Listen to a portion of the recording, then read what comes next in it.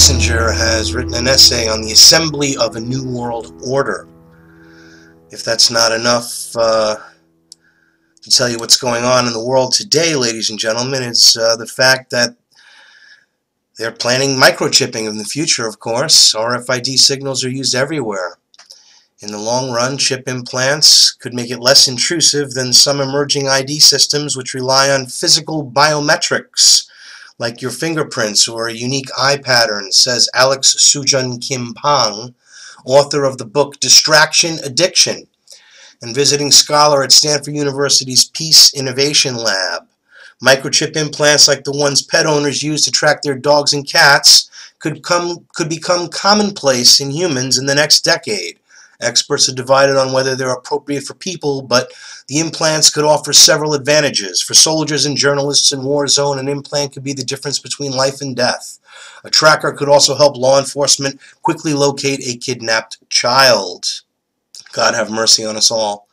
As Kissinger writes, Libya is in civil war. Fundamentalist armies are building a self-declared caliphate across Syria and Iraq, and Afghanistan's young democracy is on the verge of paralysis. To these troubles are added a resurgence of tension with Russia and a relationship with China, divided between pledges of cooperation and public recrimination. The search for world order has long been defined almost exclusively by the concepts of Western societies. In the decades following World War II, the U.S., strengthened its economy and national confidence, began to take up the torch of international leadership and added a new dimension. Really, the effort to establish world order has in many ways come to fruition. A plethora of independent sovereign states govern most of the world's territory. The spread of democracy and participatory governance has become a shared aspiration, if not a universal reality.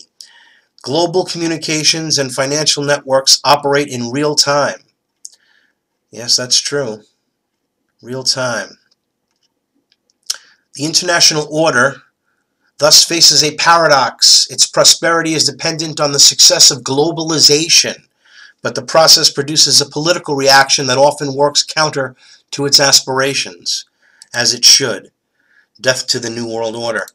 Because now we have the terrorists planning an attack here in the United States. Planning an attack here in the United States as we speak, or I speak. See, we got to pay close attention to the things that are happening today on the first day of September 2014. And Obama has no strategy, but believe you me, the Islamic global agenda has.